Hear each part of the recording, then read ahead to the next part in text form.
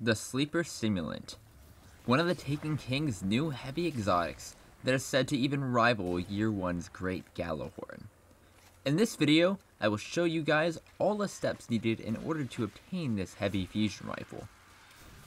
A new month is here, and the Sleeper Simulant day is quickly coming upon us. As Destiny is a Bungie game, the number 7 is a quite important number. On the 7th day of each month, the first Firewall quest will become available to those who meet the requirements. The requirements for this quest are that you must turn in all 4 legendary Dvalin relics to Banshee-44 the Gunsmith. These are random legendary drops that you will find just by playing the Taken King, and they also give you a bonus of 200 reputation for the Gunsmith. The items are fully named below, and they will appear in your mission item slots. If you do not have all of these relics by the 7th day, you will not be able to start the mission yourself. This is confirmed by one of Bungie's tweets. However, this is not the end for you.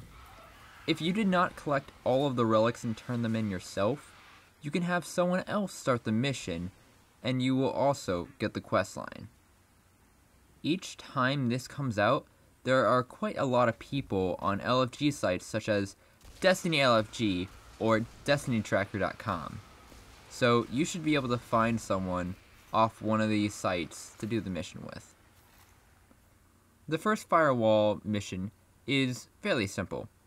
You go down to the control room, similar to the Siege of the Warmind mission, where you fight off 4 waves of Hive and Taken Knights, followed by a Taken Knight boss, Kendorak. The order in which these knights spawn is kind of important, as the Hive to Taken Knight pattern will later be used in the quest. You do not have to find out the pattern yourself, as the codes are pretty much fair knowledge now. The knights also have arc shields, so prepare accordingly.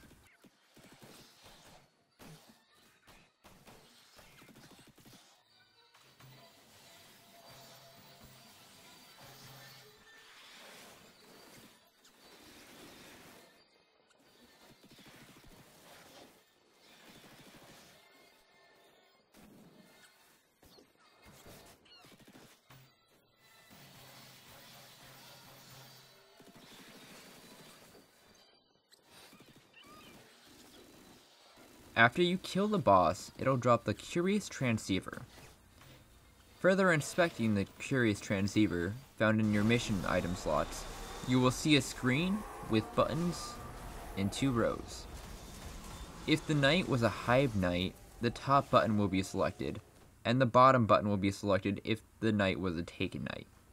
Here are all the codes for the Transceiver. There are 4 codes in total, and when you submit the 4th code, the device will start to transmit, and you will unlock a new mission, the Shadow Call. This mission is a solo mission in which you have 4 minutes to make it to the top of the Cade Stash mission and kill 3 wizards that spawn at the top. An important thing to note is that if you take too long with the mission, and you get down to 30 seconds left on the timer, a Shadow of Orcs will spawn. So I suggest you just run past all of the enemies on your way and get to the boss room as soon as possible. Again, this is a solo mission, so everyone will have to do it themselves. After completing the mission, you will get the IKELOS fusion core. After inspecting the fusion core, you will see that there are 5 components to the item, and each is unlocked by doing a certain task.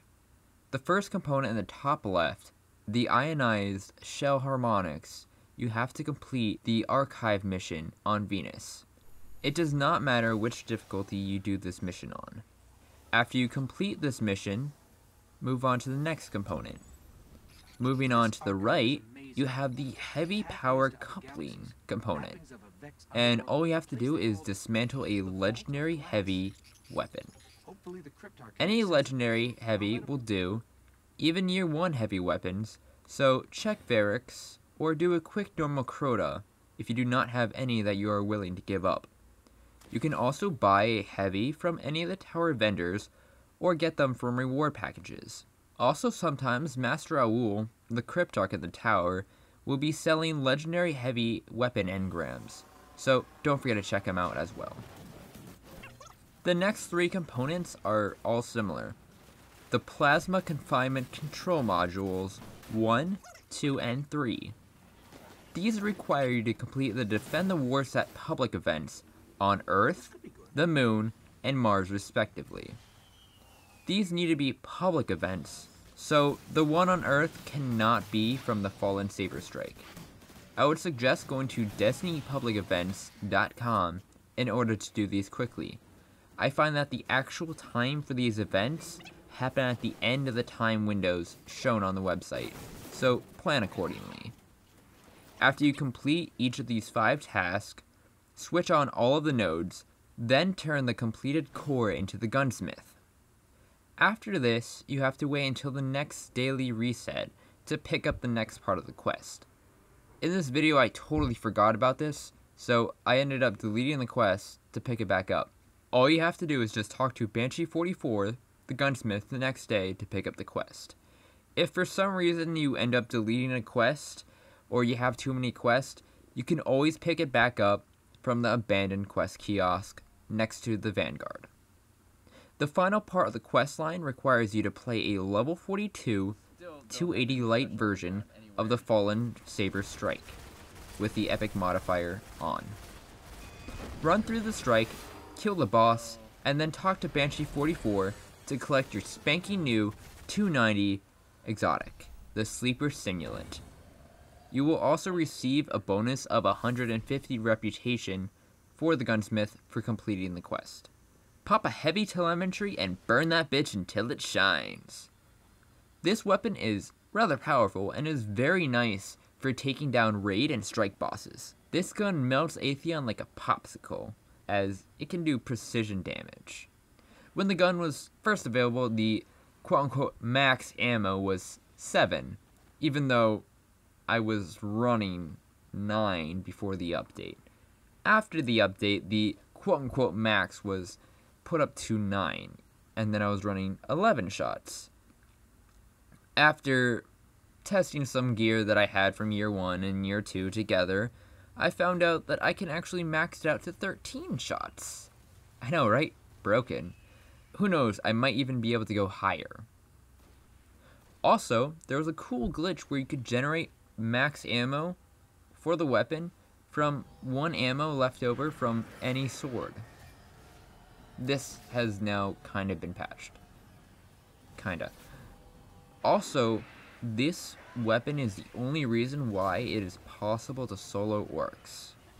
Some say that after the Great Gatsby first soloed orcs, a silent patch was put out to decrease the fire rate of the weapon, making it even harder / impossible to solo, but Tfue kinda disproved that, or at least the impossible part. So I hope you guys either already have this weapon, or I was able to help you guys get it. I know that this is rather late, as it came out first in October, but this mission comes around every month, so I wanted to do a video on it. Also, I was just doing it on one of my alt characters randomly, so why not? So until next time, see ya.